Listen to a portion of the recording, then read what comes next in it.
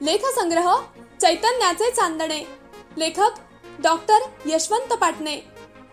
वाचक स्वर श्रीमती मीना भालेराव.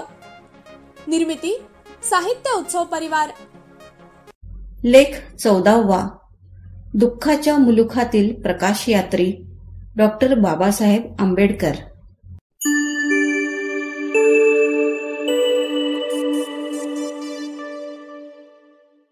महापुरुषाचे वय कसे मोजावे या प्रश्नाचे उत्तर देताना श्री म माटे यांनी असे म्हटले होते की त्या महापुरुषांच्या मृत्यूनंतर समाज जितकी वर्षे त्यांची कृतज्ञतेने आठवण काढतो ते त्यांचे वय.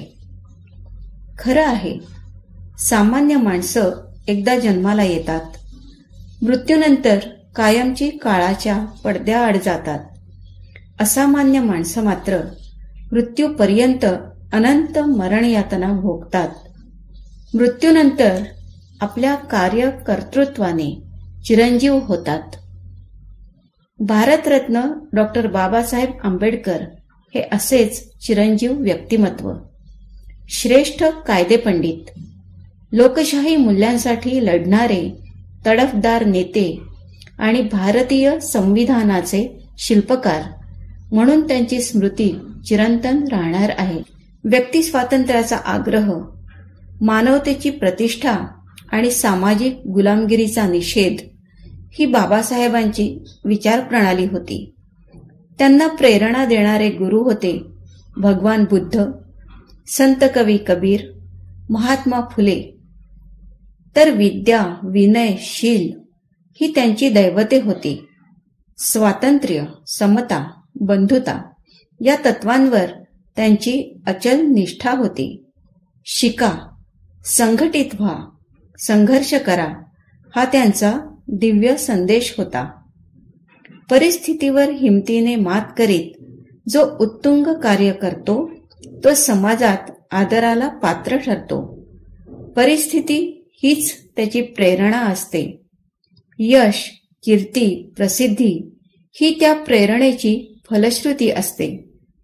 कुटुंबातील कर्त्या पुरुषाने घेतलेले अपार कष्ट आणि जाणीवपूर्वक केलेले संस्कार लेकराच्या प्रगतीसाठी प्रेरक ठरतात. रामजी बाबा हे बाबासाहेबांचे पिता. ते ज्ञानोपासक होते. त्यांनी प्रसंगी कर्ज काढून लेकरांना ग्रंथ पुरविले. ग्रंथनिष्ठा हा बाबासाहेबांचा व्यक्तित्व गुण होता. शिक्षणासाठी परदेशी गेले असतानाही ते बहुतांश वेळ ग्रंथालयात असत. एका विलायती मित्राने त्यांना वेळेवर विश्रांती व भोजन घेण्याचा सल्ला दिला. यावर बाबासाहेब म्हणाले, अरे, झोपायचे म्हटले तर माझ्याकडे वेळ नाही आणि भोजनाचे म्हणशील तर खिशात पुरेसे पैसे नाहीत. मग हा सद्गृहस्थ जगतो तरी कसा, असा प्रश्न त्या विलायती मित्राला पडला. त्याचेही उत्तर बाबासाहेब देतात. कोल्हापूरचे शाहू छत्रपती आणि माझे हजारो दलित बांधव यांच्या प्रेमाने माझ्या अंगात बळ संचारते. ग्रंथ वाचन आणि लेखन हा त्यांचा श्वासोच्छवास होता. एकदा पंडित मदन मोहन मालवीय यांनी बाबासाहेबांना त्यांचा ग्रंथसंग्रह 2 लाख रुपयास मागितला. बाबासाहेब ताडकन म्हणाले, माझ्या घरातून ग्रंथसंग्रह जाणे म्हणजे माझ्या कुडीतून प्राण जाण्यासारखे आहे. मृत्यूसमयी त्यांच्या ग्रंथालयात सुमारे 25,000 दुर्मिळ ग्रंथ होते. बाबासाहेबांच्या ग्रंथप्रेमाला बहुजनांच्या उद्धाराचा संदर्भ होता. ग्रंथाच्या संगतीत त्यांना दिवसरात्र तहानभूक कशाचेच भान राहत नसे. बुद्ध अँड हिज धम्म ग्रंथलेखनाच्या वेळी त्यांचे सचिव नानकचंद रत्तू आपल्या घरी जाऊन सकाळी परत आपल्या कामावर हजर झाले तरी त्यांना रात्र सरल्याचे भान नव्हते. अरे, अजून तू घरी गेला नाहीस, असे त्यांनी सहजपणे विचारले. समाज जागृतीसाठीच डॉक्टर आंबेडकरांनी मूकनायक, बहिष्कृत भारत यामधून अस्पृश्यांचे दुःख जगाच्या वेशीवर टांगले. त्यांचा सारा लढा माणसाला माणूस म्हणून जगण्याचे हक्क मिळवण्यासाठी होता. यासाठी त्यांनी सामाजिक, राजकीय, कामगार चळवळी केल्या. त्यांना हे माहीत होते, चवदार तळ्याचे पाणी प्राशनाने अस्पृश्यांना सुखप्राप्ती होणार नव्हती, की काळाराम मंदिर प्रवेशाने स्वर्गप्राप्ती वा मोक्षप्राप्ती लाभणार नव्हती. या चळवळींमागे त्यांना अभिप्रेत होता समान अधिकार. एक प्रसंग मोठा भावगर्भ आहे. रमाबाईंनी बाबासाहेबांजवळ पंढरीच्या विठोबाचे दर्शन घेण्याची उत्कट इच्छा बोलून दाखविली. बाबासाहेब गलबलून गेले. आपण हे दर्शन घेऊ शकू का, याविषयी ते साशंक होते.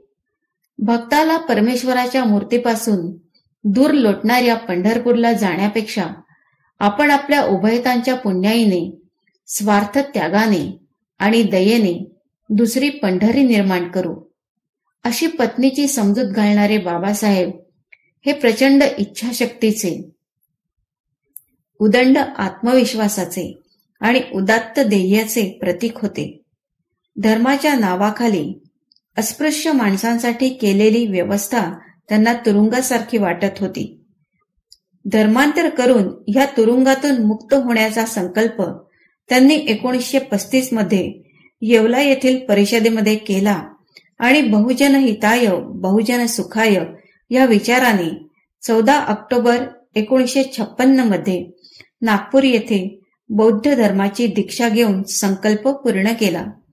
भगवान बुद्धांचा धर्म त्यांना मानवप्रणित सदाचार, प्रज्ञा, करुणा, शील यांना प्रमाण मानणारा, समतेचा, ममतेचा मंत्र जपणारा आणि समस्त दीनदलितांना धीर देणारा वाटला. म्हणून त्यांनी लाखो स्त्री पुरुषांना समवेत घेऊन बौद्ध धर्म स्वीकारला. दीनदुबळ्या, उपेक्षित माणसाचा उद्धार हेच बाबासाहेबांचे जीवनव्रत होते. त्यासाठी त्यांनी हजारो सभा घेतल्या, आंदोलने केली, स्वतंत्र मजूर पक्षाची स्थापना केली, महाविद्यालये, वसतिगृहे उभारली.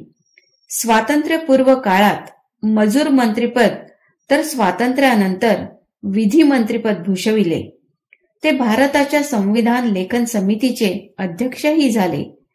राज्यघटनेवर भाष्य करताना त्यांनी सांगितले, 26 जानेवारी 1950 या दिवशी आम्हाला राजकीय समता लाभेल, पण सामाजिक आणि आर्थिक जीवनात असमता राहिली तर ज्यांना विषमतेची आच लागलेली आहे ते लोक घटना समितीने इतक्या परिश्रमाने बांधलेला हा राजकीय लोकशाहीचा मनोरा उद्ध्वस्त करून टाकल्या वाचून राहणार नाहीत. ज्या जातीभेदामुळे सामाजिक जीवनात तट पडले आहेत आणि जातीजातीत मत्सर आणि शत्रुत्व निर्माण झाले आहे, त्या जातीभेदाचा त्याग करून भारतीयांनी सामाजिक आणि भावनिक अर्थाने एक राष्ट्र बनावे. डॉक्टर आंबेडकरांचे आवाहन आणि ऐतिहासिक भाषण ऐकल्यानंतर त्यांचा जय जयकार झाला. एवढे सारे करूनही आपल्याला कोणी अवतारी पुरुष मानावे हे त्यांना मान्य नव्हते. विभूती पूजा हा लोकशाहीचा विपर्यास आहे. पुढारी लायक असेल तर त्याबद्दल प्रेम, आदर, कौतुक या भावना बाळगण्यास त्यांची हरकत नव्हती. एकदा बाबासाहेबांच्या 55व्या वाढदिवशी त्यांचे काही अनुयायी त्यांना संदेश मागायला गेले. तेव्हा त्यांनी ग्रीक पुराणातील डिमेटर देवीची गोष्ट सांगितली. ही देवी आपल्या मुलीचा शोध घेत हिंडत होती. हिंडत हिंडत ती केलिओसच्या राज्यात येते. तिने दाईचा वेश घेतला होता. तिला तेथे कोणी ओळखत नाही. तिथल्या राणीने आपले डेमोफोन नावाचे तान्हे मूल सांभाळण्यासाठी तिची नेमणूक केली. देवी खुश झाली. ती रोज रात्री राजवाड्यातील सारी मंडळी झोपली की दारे बंद करायची. त्या मुलाला पाळण्यातून बाहेर काढायची, त्याचे कपडे उतरवायची आणि बाळाला जळत्या निखाऱ्यावरून फिरवायची. तिचा हा नित्यक्रम होता. पण एके रात्री त्या मुलाची आई म्हणजे प्रत्यक्ष राणीच हे दाहक दृश्य पाहते. ती डिमेटर देवीला रागाने दूर लोटते, लेकराला छातीशी धरते. बाबासाहेब गोष्ट संपवून एवढेच सांगतात, ती देवी क्रूर नव्हती, तिची भावना एकच होती. जळत्या निखाऱ्याची धग सहन करण्याचे सामर्थ्य त्या मुलामध्ये उत्पन्न झाले पाहिजे. थोडक्यात तिचा हेतू पवित्र होता, उदात्त होता. विस्तवातून गेल्या वाचून पौरुष आणि देवपणा प्राप्त होत नाही. पददलित माणसांना हाल अपेष्टांच्या आणि त्यागाच्या अग्निदिव्यातून गेल्या वाचून मोठेपणा प्राप्त होणार नाही. आयुष्य ही शर्यत आहे. त्यात भाग घेण्याचे निमंत्रण सर्वांनाच येते. त्यात उत्तीर्ण होण्याचा निर्धार करा. ज्ञान मिळवा, झगडा करा, सत्याचा आधार घ्या. सत्याशिवाय कशासही शरण जाऊ नका. दिव्याप्रमाणे स्वयंप्रकाशी व्हा. बाबासाहेब म्हणजे दुःखाच्या मुलुखातील प्रकाशयात्री. त्यांचा हा अग्निदिव्याचा संदेश पिढ्या पिढ्यांना अस्मिता देणारा आहे.